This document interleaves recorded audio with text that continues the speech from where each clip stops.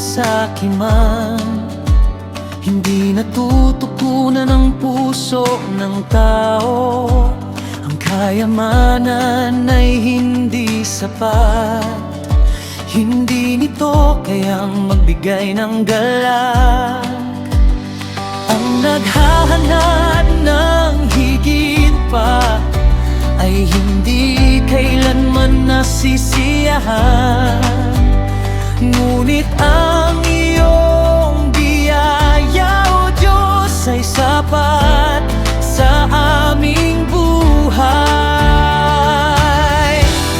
Sa'yo nang gagaling ang lahat, ikaw ang nagbibigay ng galak. Kaloob mo ang lahat, O Diyos, ang buhay at ang kagalakan. Sa bawat araw kami aawit ng papuri sa iyong pangalan. Ang pagkain ng saya, ang buhay ay biyaya mula sa iyo. Sa iyong kabutihan kami aasa magpakailanman.